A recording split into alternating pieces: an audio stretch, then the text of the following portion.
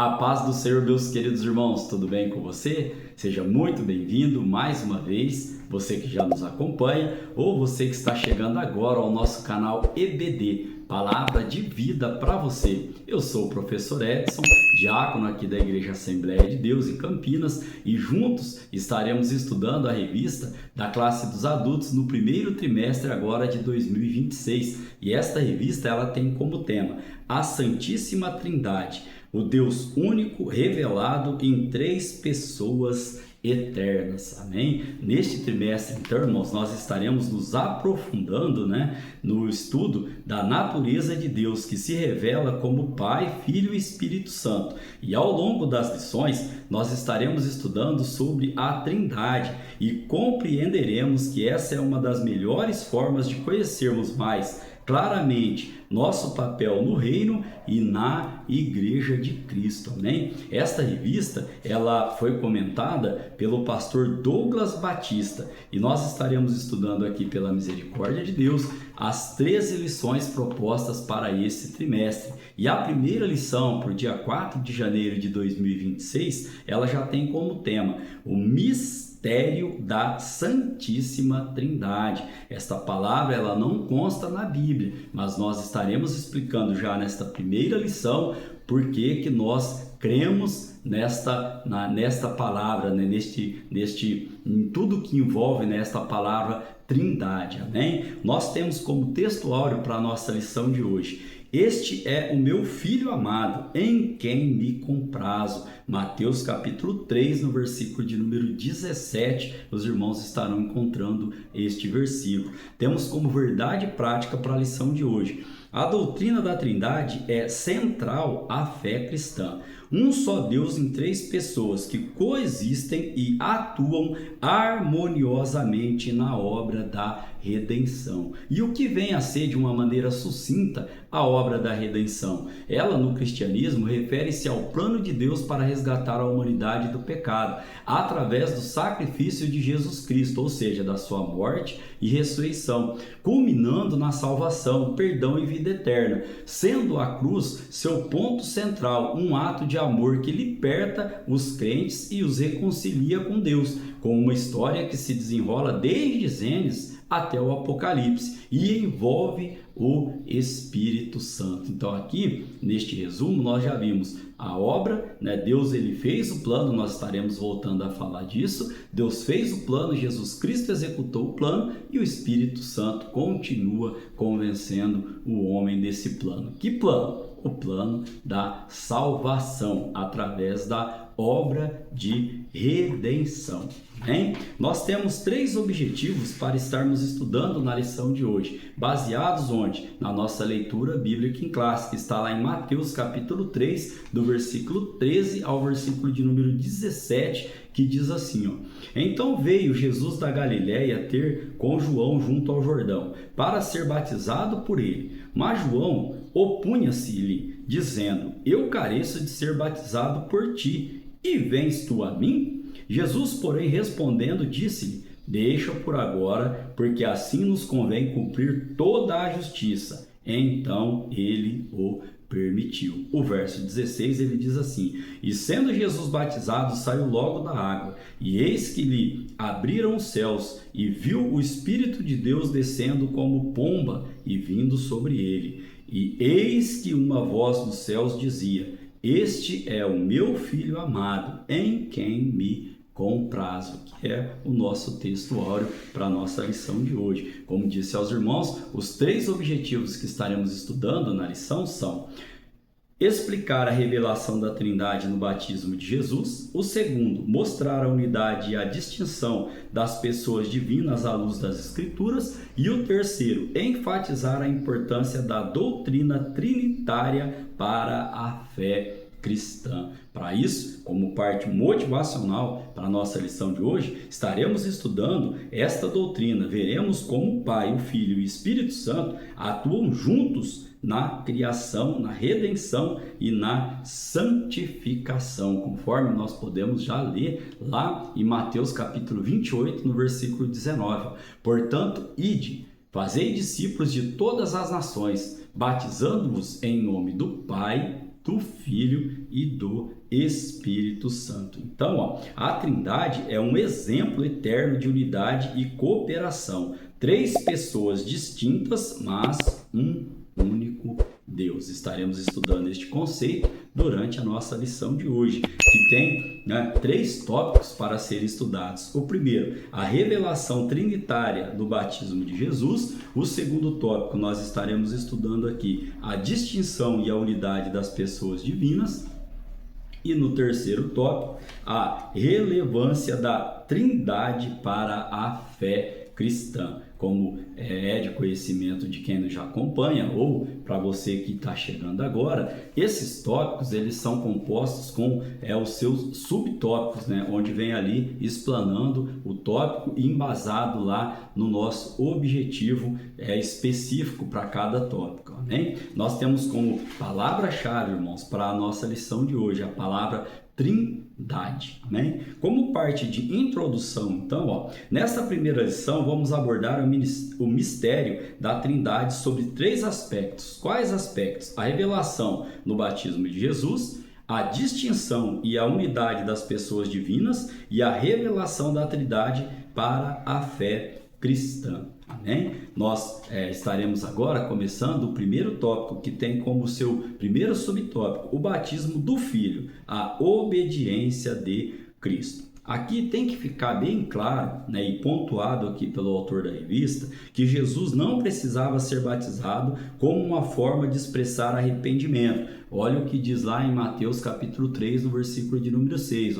E sendo Jesus batizado, subiu logo da água, e eis que se lhe abriram os céus, e viu o Espírito de Deus descendo como pomba e vindo sobre ele. Então nós entendemos aqui o quê? Que Jesus Cristo, ele não tem pecado. Ele não teve, ele não tem pecado. Então, ele não foi batizado aqui para expressar arrependimento. Então, por que se deu o batismo? Por que Jesus Cristo, então, ele falou ali para João para ser batizado? Olha, o batismo de Jesus é um gesto de identificação com a humanidade pecadora e uma atitude de obediência ao plano redentor do Pai. Este é o início visível da missão messiânica que culminaria na sua morte na cruz do Calvário. Ou seja, aqui, irmãos, nós temos que entender aqui, como já citei, que Deus, o Pai, fez o plano. O Filho, Deus Filho, ele executou o plano. E o Espírito Santo de Deus continua convencendo o homem deste plano. Mais à frente aqui na nossa lição, nós traremos também a referência bíblica de onde está esta passagem aqui, de onde nós tipificamos esta passagem aqui, amém? Filipenses capítulo 2, no versículo 8, o apóstolo Paulo vem nos dizendo, e achado na forma de homem, humilhou-se a si mesmo, sendo obediente até a morte, e morte de cruz, que nós já explicamos aqui sobre a obra redentora. O segundo subtópico, a descida do Espírito, a unção para o ministério. Aqui, irmãos, quando Jesus ele é batizado, nós já lemos através da palavra do Senhor que uma pomba ela desce ali, é uma forma corpórea, a pomba desce sobre Jesus Cristo, em forma corpórea. E aqui, essa manifestação visível indicava ser ele o Messias prometido, o Cristo, literalmente o ungido de Deus. O profeta Isaías, lá em Isaías capítulo 11, no versículo 2, ele já nos trouxe esta revelação profética. E repousará sobre ele o Espírito do Senhor, o Espírito de sabedoria e de entendimento, o Espírito de conselho e de fortaleza, o Espírito de conhecimento e de temor do Senhor. Amém? Então aqui ainda, antes mesmo do batismo, nosso Salvador, o Senhor Jesus Cristo, já era o Filho de Deus. Olha o que Lucas vai dizer em Lucas capítulo 1, do verso 30 ao verso 32. E disse-lhe então o anjo, Maria, não temas, porque achaste graça diante de Deus. Quando o anjo apareceu a Maria ali para falar de Jesus Cristo. E eis que em teu ventre conceberás e darás à luz um filho, e chamarás o seu nome Jesus. Este será grande e será chamado Filho do Altíssimo, e o Senhor Deus lhe dará o trono de Davi, seu pai. Então, Jesus Cristo, ele não foi ali no ato do batismo que ele se tornou filho, não, muito pelo contrário, nós estaremos também adentrando neste assunto. Ele já era o Filho de Deus, amém? Portanto, a vinda do Espírito sobre Jesus na ocasião do batismo representa a sua unção pública e visível, marcando o início de seu ministério terreno e capacitando-o para cumprir a missão redentora. Olha o que Isaías diz em Isaías capítulo 61, verso 1 e 2. O Espírito do Senhor está sobre mim, porque o Senhor me ungiu para pregar boas novas aos mansos. Enviou-me a restaurar os contritos de coração, a proclamar liberdade aos cativos e a abertura de prisão aos presos, a apregoar o ano aceitável do Senhor e o dia da vingança do nosso Deus, a consolar todos os tristes. Este texto aqui, irmãos, ele é muito forte. Ele já me diz aqui, que há um só, ungido do Senhor, na minha humilde percepção aqui, e o nome dele é Jesus Cristo de Nazaré. Se você for ver na Bíblia, existem umas 3 situações que a Bíblia cita, onde ali Deus declara ungido, ali ele fala sobre o povo de Israel, fala sobre quando Davi também fala a Saul, e aqui nesta passagem bíblica aqui, o Espírito do Senhor está sobre mim, porque o Senhor me ungiu,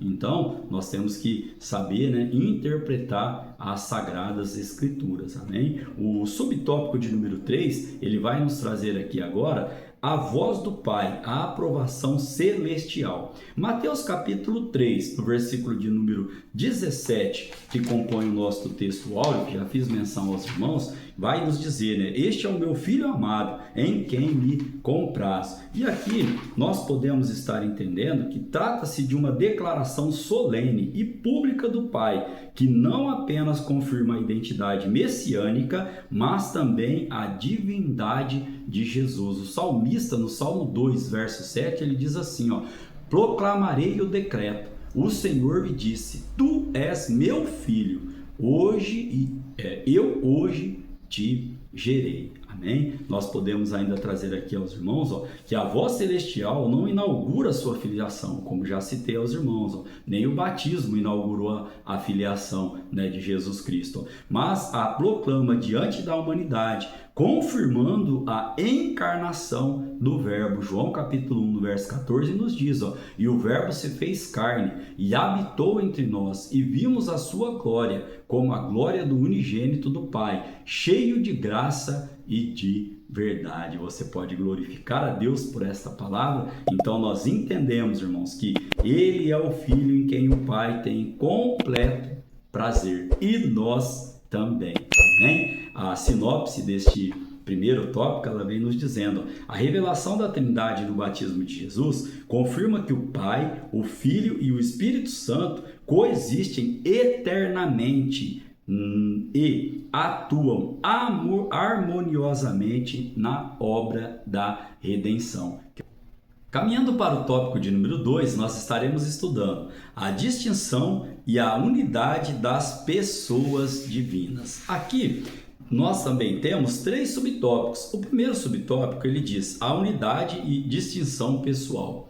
A doutrina da Trindade afirma que Deus é uma só essência, mas subsiste em 3 pessoas distintas. E aqui nós estaremos trazendo o exemplo agora da própria obra da redenção. Ela é trinitária em sua essência. Como disse aos irmãos no início da aula, o Pai, ele planeja, o Filho executa a obra expiatória e o Espírito Santo aplica os benefícios da salvação. Eu disse aos irmãos lá no início da aula que nós estaríamos embasando esta linha de pensamento aqui na palavra do Senhor. Olha o que diz Efésios capítulo 1, no verso de número 4. Como também nos elegeu nele antes da fundação do mundo, para que fôssemos santos e irrepreensíveis diante dele em amor. Aqui se tratando do Pai. João capítulo 3, verso 16, consideramos o texto áureo da Bíblia, ele vai dizer, porque Deus amou o mundo de tal maneira que deu seu Filho unigênito, para que todo aquele que nele crê não pereça, mas tenha a vida eterna. E o Espírito Santo, que aplica os benefícios da salvação, podemos trazer a referência de João capítulo 16, no verso de número 8, que diz assim, ó: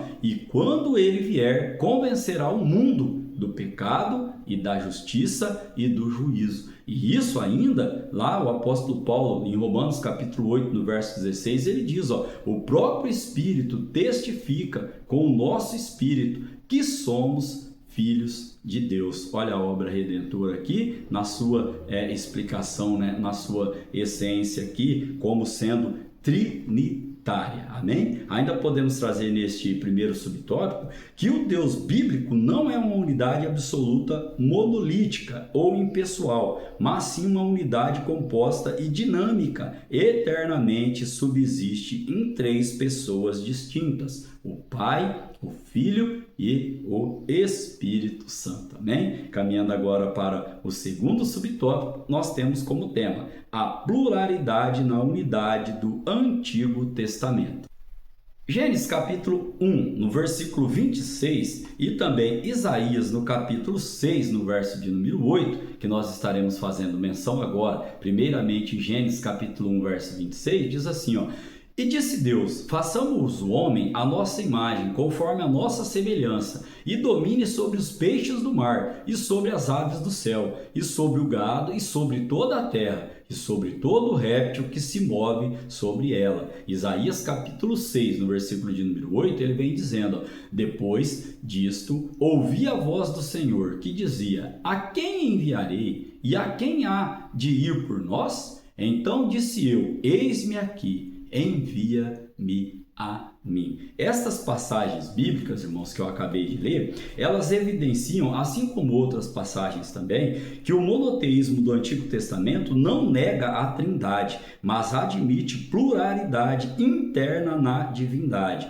Então, ó, assim sendo, a doutrina da Trindade não contraria a unidade de Deus conforme revelada nas Escrituras, mas a completa e a qualifica. Amém? Caminhando agora para o terceiro subtópico, estaremos estudando a Trindade explicitada no Novo Testamento. Aqui, ó, a Trindade não é vista como três deuses, mas como três pessoas em um único Deus. Isso tem que ficar bem claro. Por exemplo, na fórmula batismal, lá em Mateus capítulo 28, no versículo de número 19, que nós já fizemos menção aqui, fizemos leitura, né? Batizando-os em nome do Pai, do Filho e do Espírito Santo, o substantivo singular nome indica uma só essência, seguida por três pessoas distintas. Ou seja, nós entendemos aqui que este texto associa as três pessoas de modo equitativo. O que é esse modo equitativo?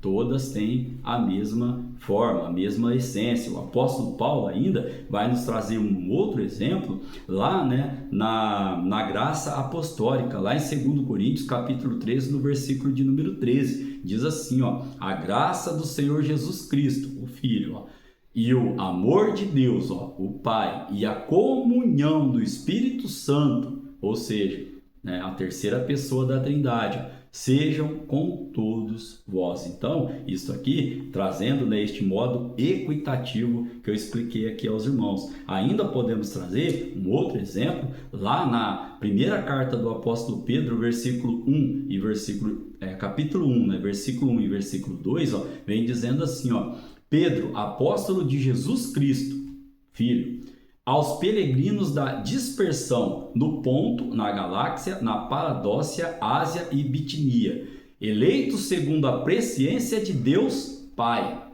na santificação do Espírito. Olha aqui de novo, né, o texto trazendo a Trindade, ó, para a obediência e aspersão do sangue de Jesus Cristo. Graça e paz vos sejam multiplicadas. Então, nós entendemos aqui, ó, que a participação das três pessoas divinas na obra da salvação é nitidamente evidenciada. Amém? Nós temos como resumo para este segundo tópico: a unidade e a distinção das pessoas divinas mostram que a Trindade não é três deuses, mas um só Deus em essência, revelado como Pai, Filho e Espírito Santo. Estaremos agora, irmãos, estudando o terceiro tópico, e último tópico da nossa lição de hoje, desta primeira lição de 2026. E este tópico ele tem como tema a relevância da Trindade para a fé cristã. E assim como expliquei aos irmãos, ele tem aqui os seus subtópicos. O primeiro, desenvolvimento doutrinário da Trindade. Aqui, desde os primeiros séculos, estudiosos da fé cristã têm ensinado a perfeita unidade em Deus, sem confundir a identidade de cada pessoa divina. Nós temos conhecimento aqui do Concílio de Nicéia, que proclamou que o Filho é da mesma substância do Pai. Nós temos também o Concílio de Constantinopla, que completou a formulação trinitária ao afirmar a divindade do Espírito Santo. Então aqui, neste ponto aqui, como que nós devemos proceder diante desta doutrina da Trindade que nós cremos aqui, nós devemos orar ao Pai por meio do Filho no poder do Espírito Santo. Próprio Jesus Cristo, em Mateus capítulo de número 6, no versículo de número 9, o nosso Pai Nosso, ele vem nos dizendo, portanto, orai vós deste modo, portanto, em outras versões, portanto, vós orareis assim, Pai Nosso que estás no céu, santificado seja o teu nome. E aí ainda, irmãos, nós podemos trazer também o ensino do apóstolo Paulo em Efésios capítulo 2, do versículo 13 ao versículo de número 18, que diz assim, mas agora em Cristo Jesus, vós que antes estáveis longe, já pelo sangue de Cristo chegaste perto, porque ele é a nossa paz, o qual de ambos os povos fez um, e, derrubando a parede de separação que estava no meio da sua carne, desfez a inimizade. Isto é, a lei dos mandamentos contidos em ordenanças, para criar em si mesmo dos dois um novo homem, assim fazendo a paz, e pela cruz reconciliar ambos com Deus em um só corpo, tendo por ela matado a inimizade. E vindo ele, evangelizou paz a vós que estáveis longe e paz aos que estavam perto. Verso 18 diz, porque por ele ambos temos acesso ao Pai em um mesmo Espírito, explicitando novamente aqui a Trindade, como nós deveremos estarmos orando. O cristão ora ao Pai por meio do Filho, no poder do Espírito Santo. Amém? O subtópico de número 2, ele vem dizendo, implicações doutrinárias. A negação da Trindade resultou em algumas heresias, Vamos citar aqui, o triteísmo, que é o quê? Crença em três deuses separados, Temos também o unitarismo, que é o quê? Ele afirma que somente o Pai é Deus, negando a divindade de Cristo e do Espírito Santo. E também temos aqui o unicismo ou modalismo, que ensina que Deus se manifesta em três formas sucessivas. Porém, no batismo de Jesus está claro que as três pessoas são distintas e se manifestaram simultaneamente, como nós lemos lá, no nosso texto áureo, Mateus capítulo 28, no versículo de número 17. Então, podemos entender aqui, que a doutrina da Trindade é inseparável do Evangelho, pois o Deus que salva é o mesmo Deus que se revela. Amém? Como resumo para este tópico de número 3, nós temos aqui, a doutrina da Trindade é indispensável para a fé cristã, pois revela o Deus que salva e garante a integridade do Evangelho. Amém? Caminhando para a conclusão da nossa lição de hoje, nós aprendemos aqui sobre este importante tema, sobre a Trindade. Continuaremos durante todo esse trimestre estudando sobre Deus Pai, Deus Filho e Deus Espírito Santo, sobre o Pai, sobre o Filho e sobre o Espírito Santo. Então, como conclusão, nós temos, compreender a Trindade é fundamental para manter a fidelidade doutrinária. Ela não apenas protege a integridade da revelação de Deus, mas também sustenta toda a estrutura da salvação. Crer na Trindade é crer no Deus que salva e que se manifesta plenamente como Pai, Filho e Espírito Santo. Amém? Querendo Deus, estaremos aqui para estudar a lição de número 2, que terá como tema o Deus Pai. Que nosso Senhor e Salvador Jesus Cristo, que o Espírito Santo de Deus e que o nosso Pai continue falando ao seu coração. Amém? Que Deus abençoe a sua vida, que Deus abençoe a sua casa, que Deus abençoe a sua família, que Deus prospere as suas finanças nesse início de ano, que Deus esteja contigo em nome de Jesus. Amém?